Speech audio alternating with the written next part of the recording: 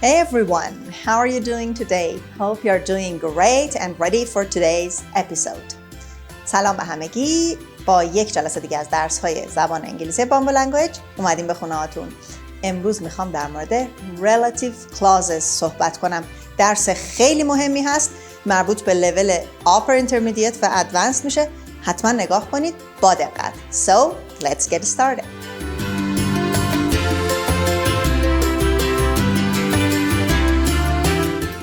Relative clauses.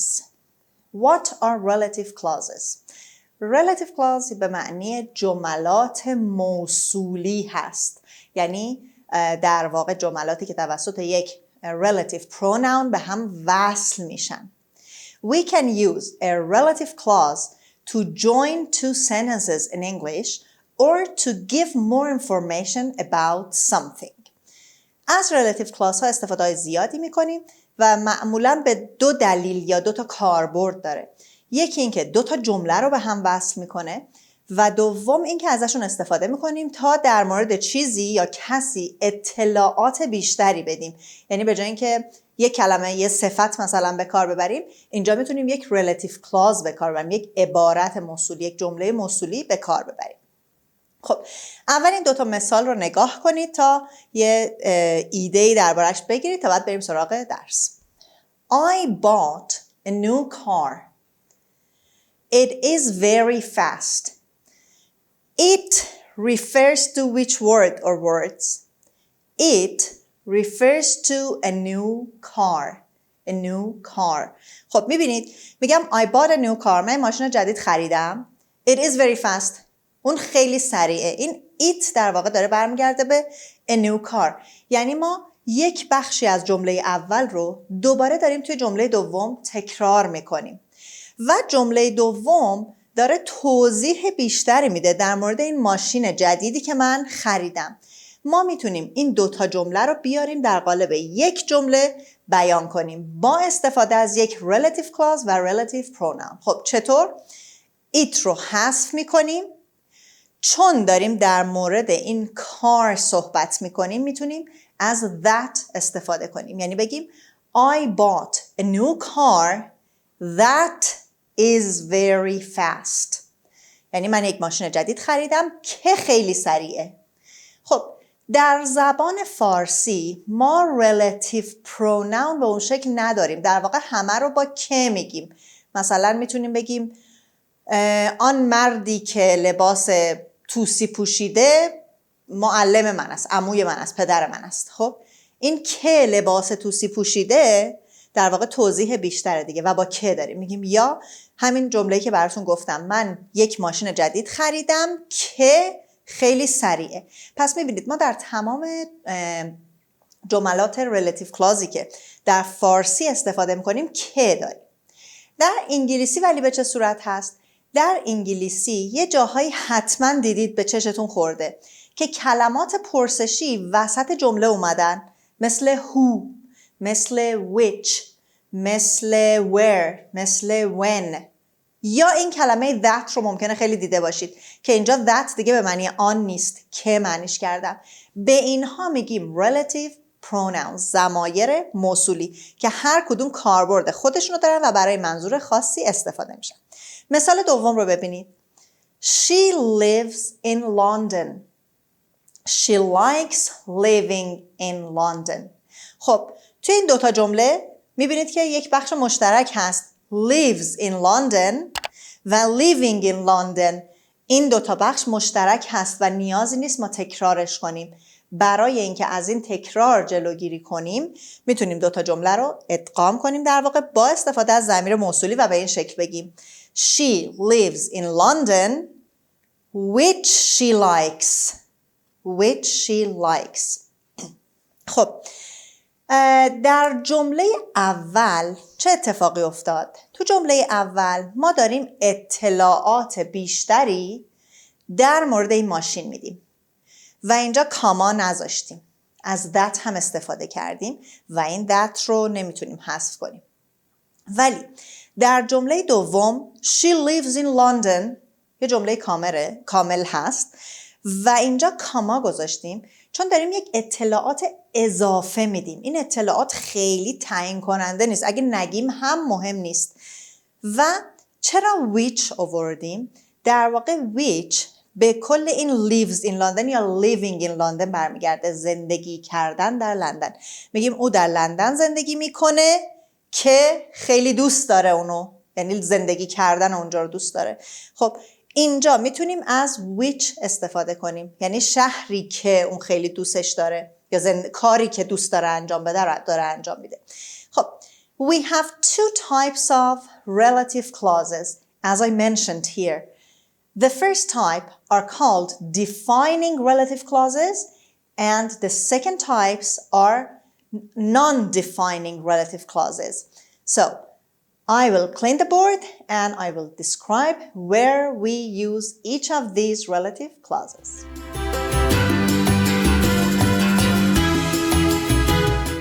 Defining relative clauses.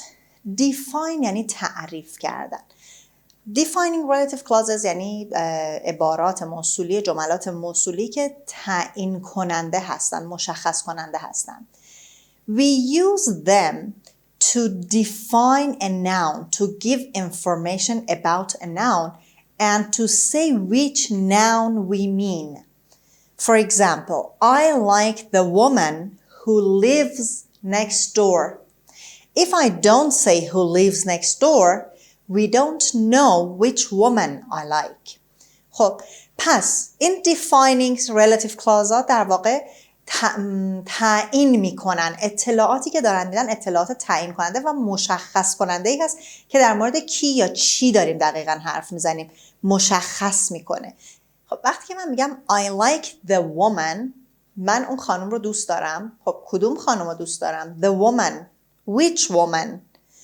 با این relative clause دارم مشخص میکنم. این اطلاعات رو محدود و خاص میکنم. خانومی که همسایه‌مونه. Who lives next door. خانومی که در همسایگیمون هست رو دوست دارم یا ازش خوشم میاد. پس در واقع اینجا نیاز داریم به این اطلاعات. اطلاعات اضافی نیست و قابل حذف شدن نیست. باید تو جمله وجود داشته باشه. Non-defining relative clauses.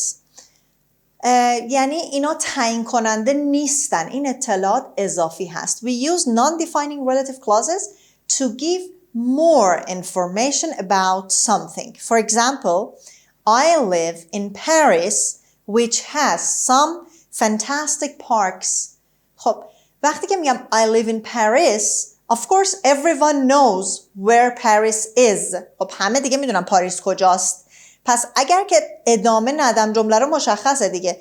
ولی دارم میگم which has some fantastic parks که پارک های قشنگ، پارک های جالب، پارک های دیدنی زیادی داره یا چند تا پارک دیدنی و جالب و قشنگ داره. خب این اطلاعات بیشتر هست ولی defining نیست. چون اون تیکه اول جمله رو اگر بگم I live in Paris, my sentence is complete and you are not waiting for the rest of the sentence. پس اینا میشن non-defining relative clause ها. خب تخته رو پاک میکنم و برمیگردم با بقیه درس.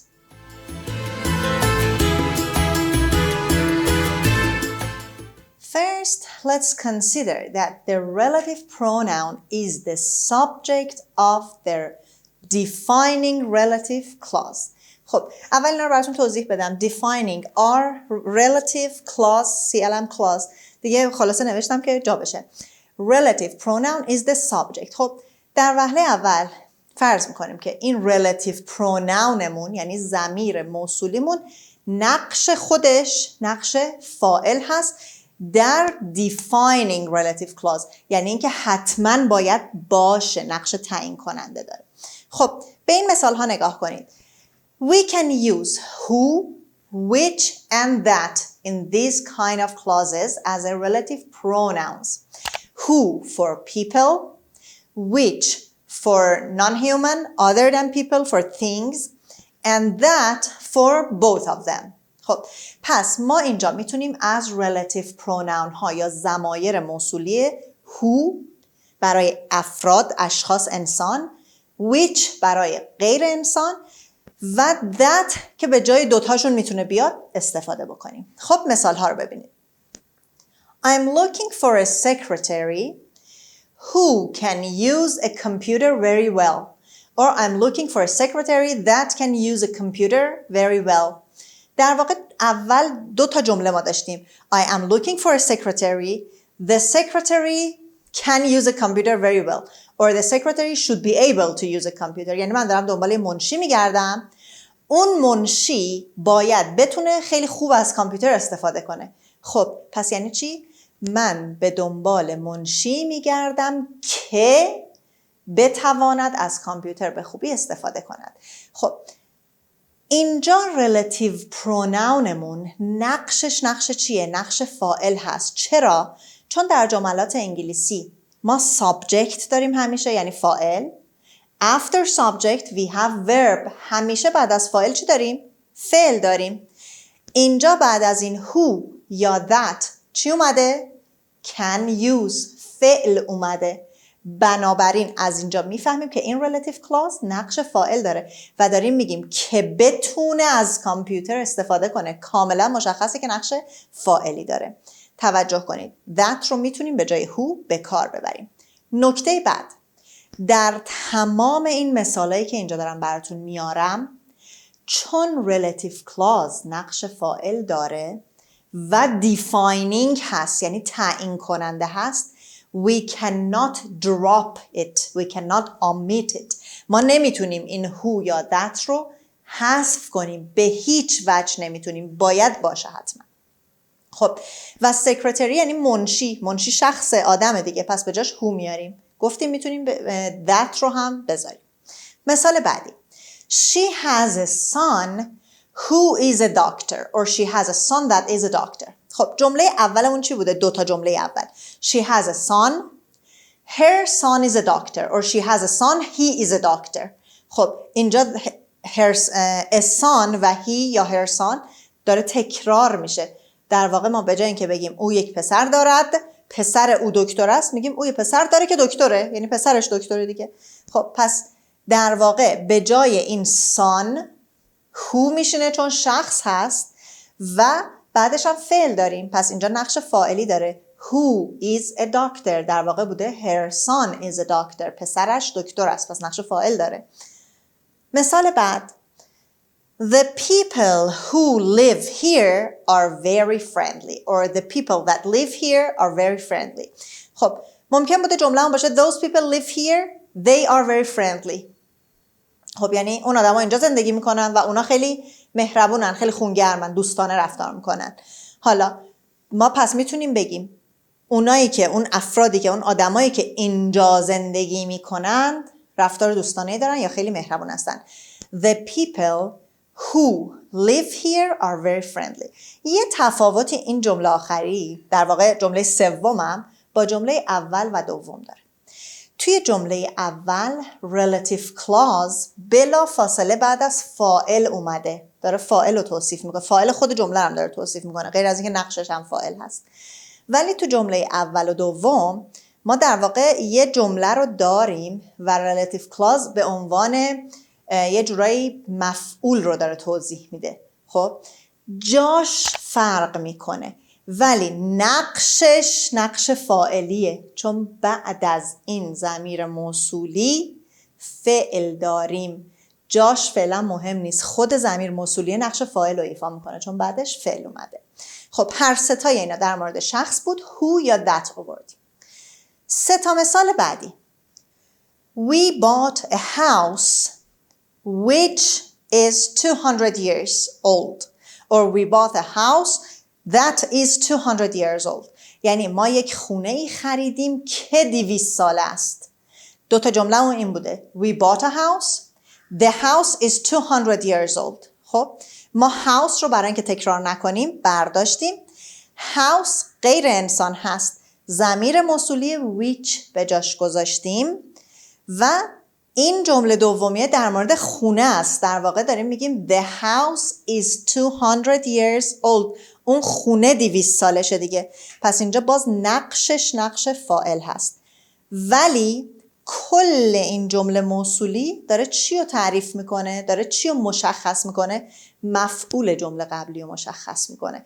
بچه‌ها یه ذره این فاعل مفعول ممکنه پیچیده بشه ولی قاطی نکنید. یکم به جمله که نگاه کنید جایگاه رو متوجه میشید. خب ببینید we bought a house. we فاعل، ما خریدیم دیگه. ما چی خریدیم؟ یه خونه. این house که اینجا داریم خودش مفعوله. حالا جمله موصولیمون اومده چی میگه؟ which is 200 years old، یعنی اون خونه 200 سالشه، 200 ساله هست. داریم در مورد مفعول توضیح بیشتری میدیم و تو این توضیح بیشتر اون خونه نقش فاعل رو خودش ایفا میکنه. پس در واقع دوتا جمله اینجوری ادغام شدن. تو جمله های بالا هم همینطور هست، تنها فرقش اینه که اینا شخص بودن، این سه تا جمله در مورد غیر شخص هست. مثال بعد رو ببینید. I sent a letter which arrived 3 weeks later. Or I sent a letter that arrived 3 weeks later. دو تا جمله اولیه‌مون چی بوده؟ I sent a letter. The letter arrived 3 weeks later. من یه نامه فرستادم، نامه 3 هفته بعد رسید. خب پس I sent a letter. من چی فرستادم؟ A letter. اینجا نامه مفعول این جمله هست. خب حالا ما داریم در مورد این مفعول توضیح میدیم. Which arrived. این نامه رسیده. پس اینجا letter فاعل جمله بعدی بوده که ما ورش داشتیم و برای اینکه تکرار نشه به جاش ضمیر موصولی گذاشتیم. مثال آخریمون.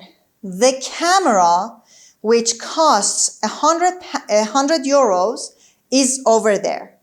Or the camera that costs 100 euro is over there. در واقع جمله‌مون بوده The camera is over there. The camera costs 100 euros. خب دوباره این کامرا تکرار شد. ما الان میخوایم در مورد دوربینه صحبت کنیم. دوربینه اونجاست. کدوم دوربینه؟ دوربینی که 100 یوروه. خب این که 100 یوروه توضیح میشه، مشخص کننده میشه و بلا فاصله بعد از فاعل اومده چون داره فاعل جمله رو اینجا توصیف میکنه. و دوربین کامرا غیر انسان هست، باز which یا that به جاش گذاشتیم و بعدش باز فعل داریم costs، یعنی میارزه، قیمتش انقدر هست. پس اینجا هم این در واقع تو relative clauseمون نقش فاعل داره. خب پس دسته اول رو همینجا میبندیم. ضمایر موصولی بودند که در واقع نقش فاعل داشتن، ولی این ضمایر موصولی میتونستن فاعل جمله اول رو توصیف کنن یا مفعول جمله اول رو، به جای یکی از این دوتا میومدن. حتما پاس کنید این تیکه رو، برگردید چند بار ببینید، جمله ها رو جدا تجزیه تحلیل کنید، بعد برید قسمت بعدی درس رو ببینید. تخته رو پاک میکنم و برمیگردم.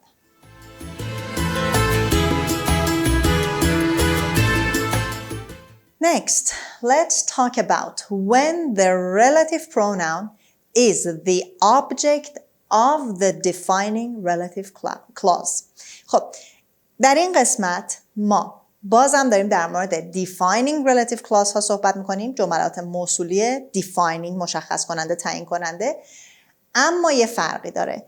این بار ضمیر موصولیمون در واقع خودش نقش مفعول رو داره. خب در این حالت ما میتونیم ضمیر موصولیمون رو حذف کنیم اگه دوست داشته باشیم و جمله غلط نمیشه و در مفهومش اشکالی به وجود نمیاره. باز هم who برای اشخاص، which برای غیر اشخاص و that رو به جای جفتشون میتونیم بذاریم. من تو تمام این جمله ها which یا that، who یا that رو تو پرانتز گذاشتم، یعنی اگر برداریم هم جملمون درست هست. مثل در واقع جملات موصولی قبلی، اینجا هم اینا میتونن بعد از فاعل بیان، یعنی فاعل رو دیفاین کنن، مشخص کنن، یا میتونن بعد از مفعول بیان و مفعول رو مشخص کنن. اما یادتون باشه خود اون ضمیر موصولی نقشش اینجا مفعول هست. خب مثالا رو ببینیم.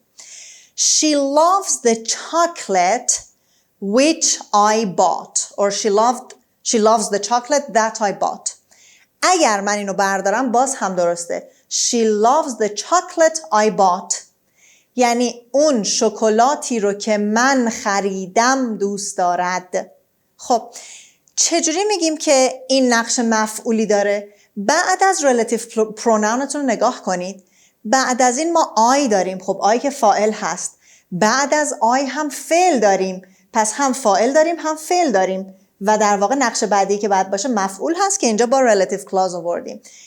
جمله‌ای که اول داشتیم، دوتا جمله ابتداییمون میتونست این باشه She loves the chocolate I bought the chocolate. خب the chocolate اینجا تکرار شده. I bought what? I bought the chocolate. من شکلات رو خریدم، اون شکلات رو دوست داره. پس میتونیم بگیم او شکلاتی رو که من خریدم دوست داره. She loves the chocolate which I bought.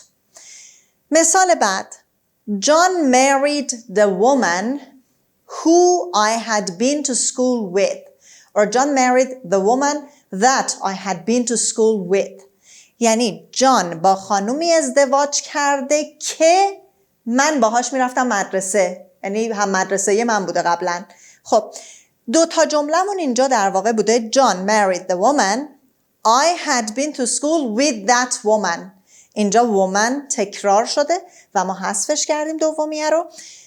تو جمله دوم دوباره میبینیم بعد از ضمیر موصولیمون I داریم که فاعل هست. had been فعلمونه.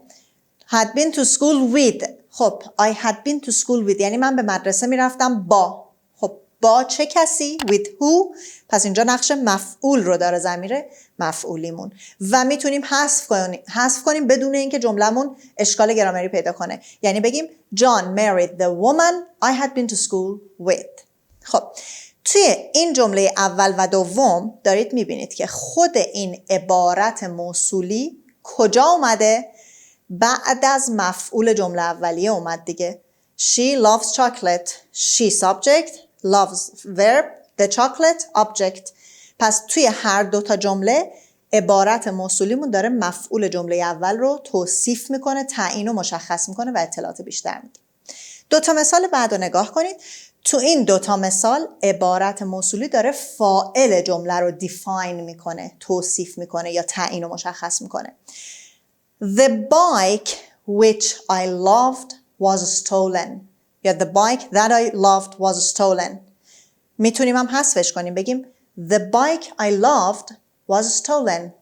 خب در واقع دو تا جمله اولمون این بوده که the bike was stolen دوچرخه دزدیده شد.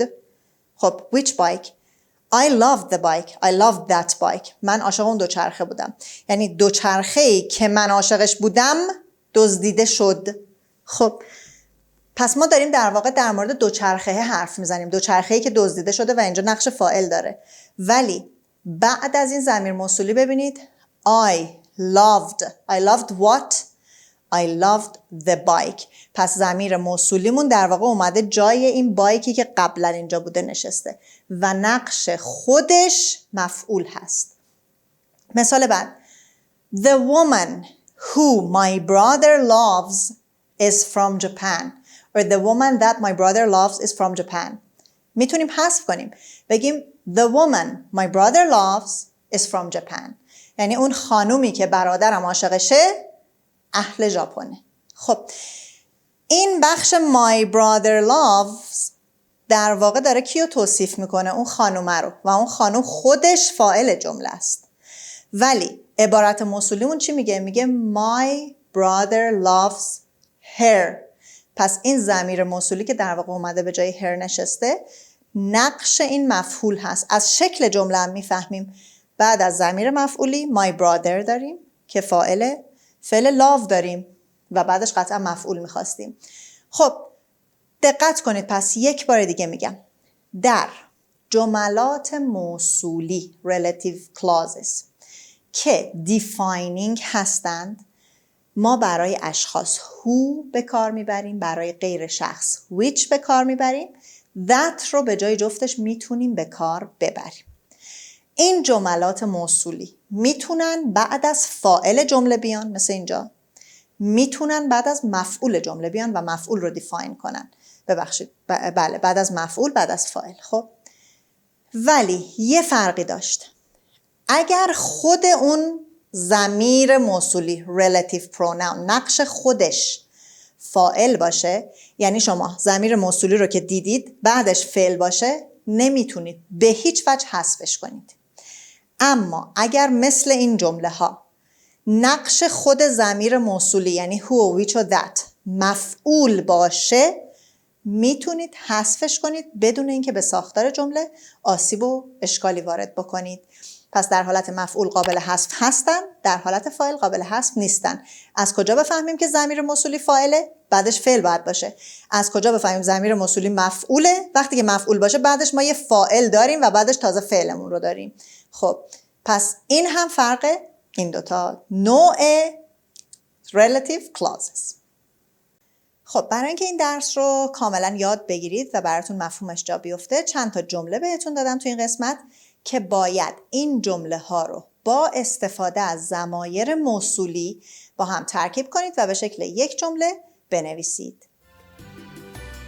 خب این هم از بخش اول درس relative clauses. در این درس ما defining relative clause ها رو توضیح دادیم و برای اینکه خیلی قاطی نکنید و کاملی مبحث رو یاد بگیرید برید به بخش بعدی. در درس آینده با ادامه مبحث relative clause ها با من همراه باشید. Till next session, take good care of you and goodbye.